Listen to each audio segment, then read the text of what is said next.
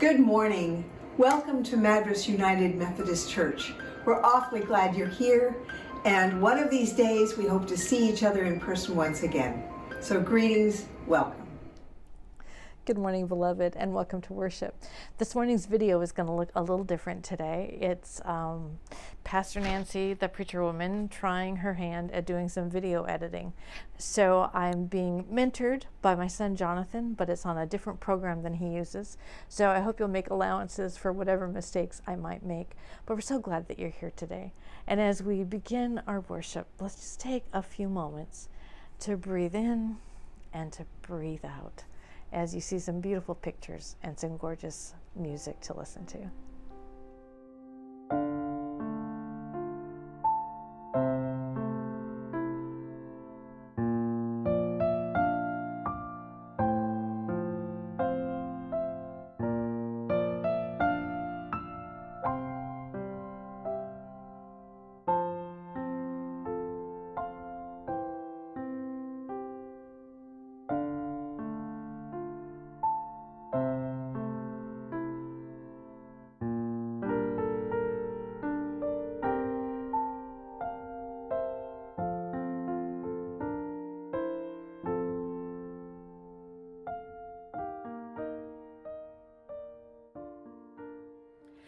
May the peace of Christ be with you. And also with you. Our scripture reading this morning is by Connie Howland. Luke 5:33 through 39. Then they said to him, John's disciples, like the disciples of the Pharisees, frequently fast and pray, but your disciples eat and drink. Jesus said to them, You cannot make wedding guests fast while the bridegroom is with them, can you? The days will come when the bridegroom will be taken away from them, and then they will fast in those days. He also told them a parable. No one tears a piece from a new garment and sews it on an old garment, otherwise the new will be torn, and the piece from the new will not match the old. And no one puts new wine into old wineskins, otherwise the new wine will burst the skins and will be spilled, and the skins will be destroyed. But new wine must be put into fresh wineskins, and no one, after drinking old wine, desires new wine, but says, The old is good. The word of God for the people of God. May the words of my mouth and the meditations of our hearts be acceptable in your sight, O God, our rock and our Redeemer. This morning we're continuing our series on the parables of Jesus, and this particular parable is told in all three of the gospel synoptics, Matthew, Mark, and Luke. And it's pretty straightforward. In all three of them, there is a conversation that Jesus has with, we don't know really who he's having the conversation with, but it says, they asked Jesus, so, how come that the Pharisees fast, the disciples of John the Baptist fast, many of the religious scholars fast? Why is it that you have this group of people surrounding you, and you don't require them to fast? I mean, after all, the Pharisees do it at least twice a week. Why is it that your folks are not doing that? And we don't know why they're asking that, if that was a major criticism, because fasting is certainly something that religious people were thought to do, but it wasn't necessarily totally expected. And in typical Jesus fashion, which I kind of love that he does this, instead of directly answering the question, he asks them a question. If you're in the middle of a wedding feast, is that the time to fast? Is that the time to look inward at your sin or discipline your life in some way? No. This is the time when you are celebrating, and that when everyone is together in joy and happiness and singing and probably wine drinking. So then, after Jesus answers their question with a question, he tells this parable. It's a very basic parable. It's so basic, in fact, that none of the gospel writers tries to interpret it. Luke, unlike last week, he doesn't say, and this is what the parable means. He simply gives the basic, tiny little story. And the story is this. You never take a piece of worn out cloth and put a piece of unshrunk cloth to it, because as soon as you wash it, then the unshrunk cloth is going to tear away from the old cloth. And I'm sure that all of us have been through that one time or another, where you have that really well-loved shirt and you think you can maybe patch it a little bit, and then it just doesn't work at all. And in like manner, you do not put new wine in old wineskins. We don't have a cultural parallel to this particular part of this story, because what they're talking about is quite literally, I guess you might call it a goat suit. It's just an empty shell of a goat. Everything has been tanned from the inside, but it still has the short little legs on it, and it still has the sewn up neck portion of the goat, and it has been cleaned and tanned. And then when the wine has been pressed and the sediments have been taken out, and perhaps an initial fermentation process done, then it is put into this wineskin to finish fermenting. And I discovered this week something I didn't know. It could continue fermenting from 2 to 4 months. Fermentation happened quickly. They didn't have to do a lot of extra things to make something ferment. Pretty much you just put it out in the sun and something is going to turn into vinegar or wine, depending upon what you start with. So in this case, we have this image of this funky little empty goat and being filled with this, and then it being sealed. And over time, as the weeks go by, this grape juice continues to ferment until it becomes wine. And the longer it's in there, the more that goat skin has absorbed the extra moisture to it, but it has also expanded, because any kind of fermentation process means that it's going to expand into whatever space it has. So the resiliency, flexibility of that goat leather is going to expand to its limits, so that by the time that it is finished being the new wine and is now the wholly fermented wine, and it is tasted and it is used, by that time the goat skin is pretty well used up its purpose. It can't expand anymore. So when it talks about the new wine being put in an old wineskin, it doesn't take much stretch of the imagination to realize that this goat skin has stretched and stretched and stretched as far as it can stretch. And if you put a bunch of unfermented wine in there and wait for a month while it expands, there's no place for it to go. So it's going to burst that goat skin. It's going to ruin all of the contents of the wine. Now, don't you just feel amazed that now you know something about early years of winemaking? But it makes sense as a metaphor, because everybody would understand that that's how it worked. I got to thinking on my drive to Portland this week that it was a little bit like the first century equivalent of a growler, except that usually when you put the beer or the wine in the growler, then it's already finished fermenting. But in this case, your growler, your home version of your wine, it keeps fermenting until it is no longer has any yeast to ferment anymore. So this is the illustration that Jesus is using. And what do we make of this, the old and the new? I think we're in a time when it just seems like an interesting image to think of trying to put something that isn't finished yet and is new and has energy and effervescence and has a place to go, and we want to put it in something that has no room to hold it. Don't you think that there's lots of things that maybe that we are surrounded with right now that are like that? I know that for the last couple of decades, we've been talking about how the church is changing, and yet every time we try to accommodate the way the culture is changing, the way spirituality is changing, the way we understand society is changing, every time we do it, we try to take this thing that we see new that is happening, and we try to put it in exactly the same space and the same container that it has always been, at least for us. And how often that just doesn't work, because everything is going to fall apart, because the new things that are trying to happen just don't have the capacity to thrive in an environment that is outserved its usefulness. Now, there's a couple of things that I've read this week and watched that have really impacted me profoundly. The first one was I was looking through some videos online, and there was a video clip from 1992, and it was a program that I thought at first that it was the Golden Girls, but there was actually a very short spin-off of Golden Girls called the Golden Palace.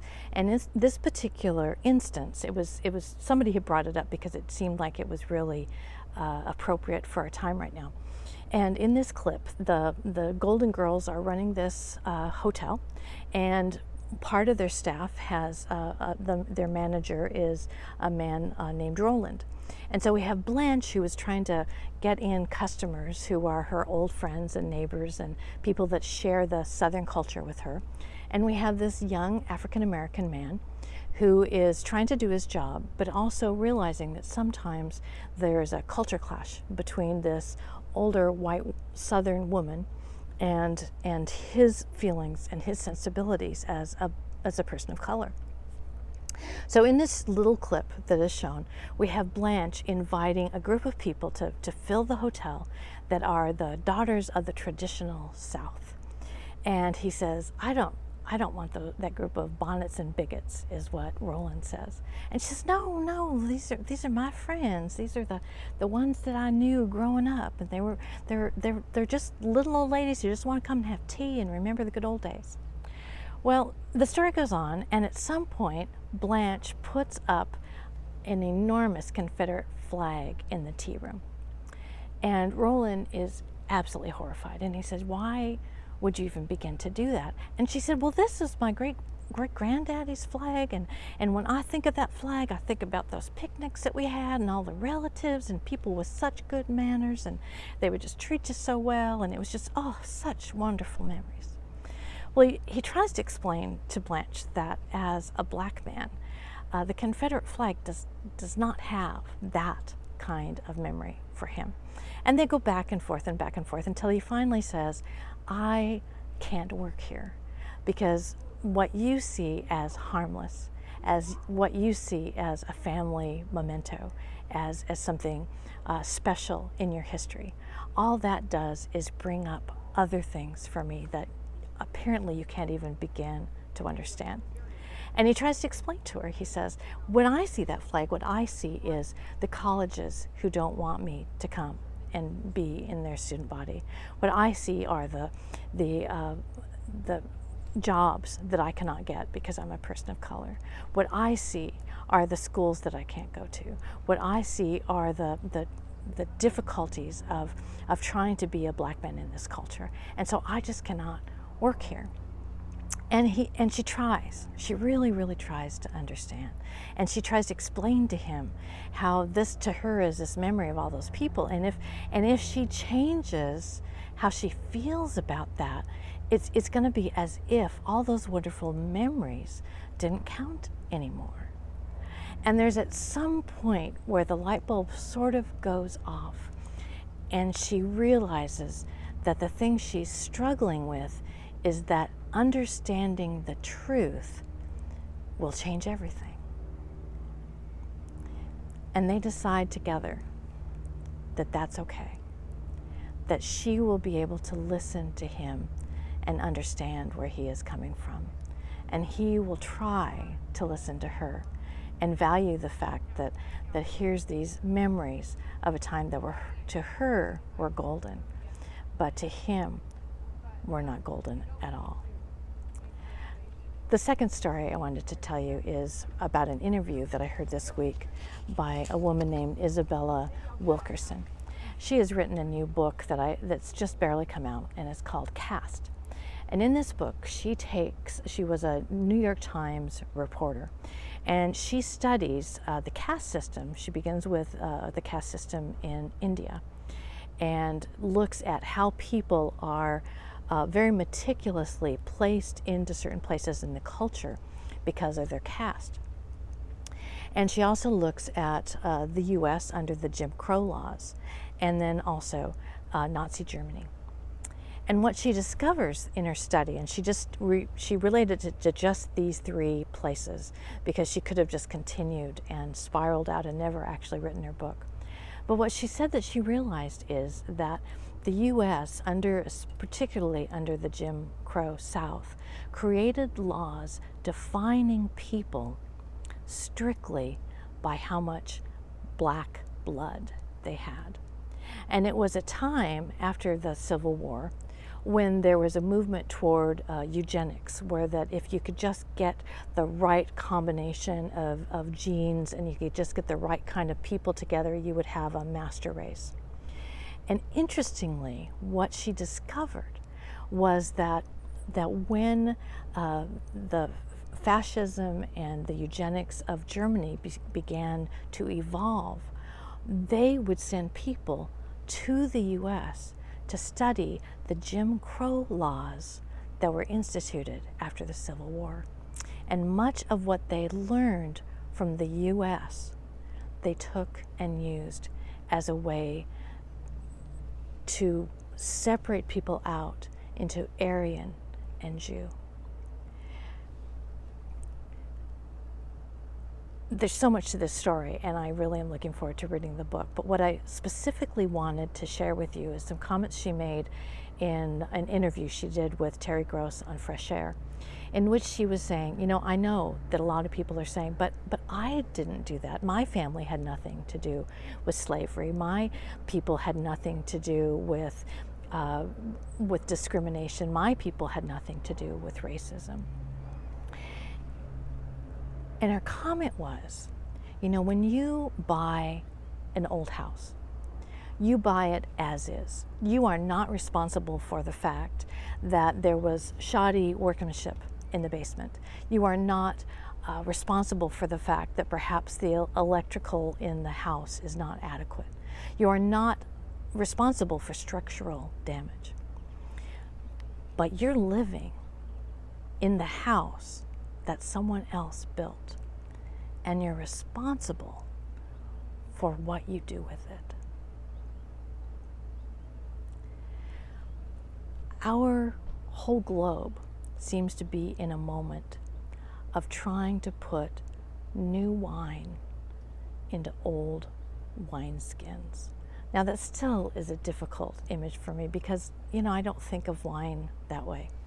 But as I wrestled with it, as I struggled with it this week, and I thought about, so what is Jesus inviting us to think about? I think it's vast. I think it's absolutely vast. And it was so obvious to Luke and to Mark and to Matthew that they didn't even say, and so Jesus took them aside and said, this is what this means. To the original hearers, Jesus was going and healing the wrong people. Jesus was going and having dinner with the wrong kind of folks.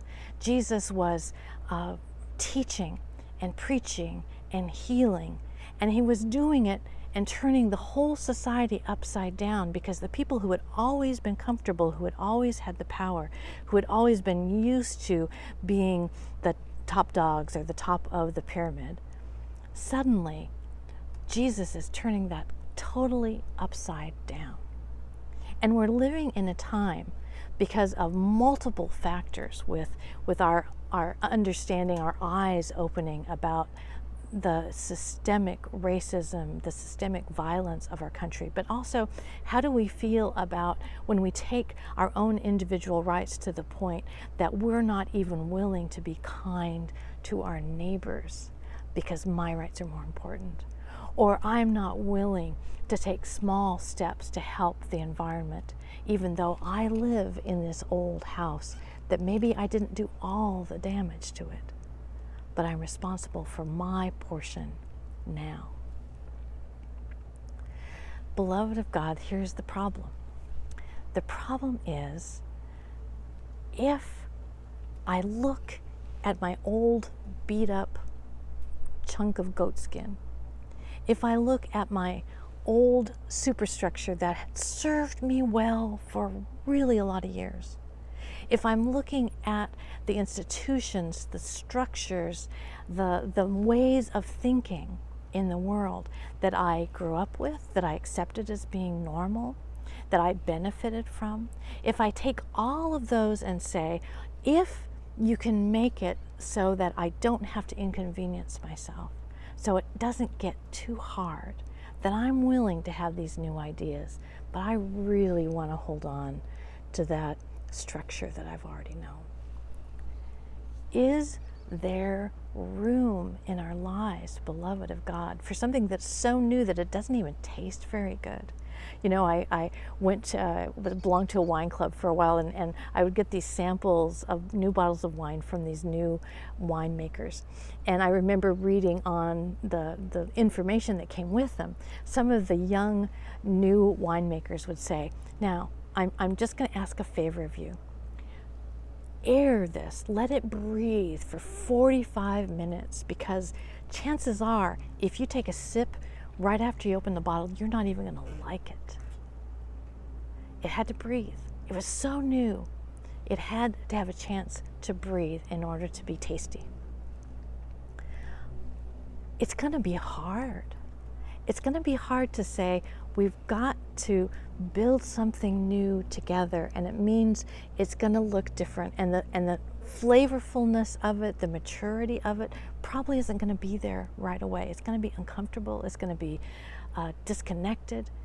And yet, beloved of God, imagine Jesus is saying to us, so I've got a new idea. I've got a new container. And together we can fill it with this new wine, and together we will let it bubble, and we will let it ferment, and we will let it mature until not only just a few will be able to enjoy it, but all of us, beloved of God, together. Thanks be to our God.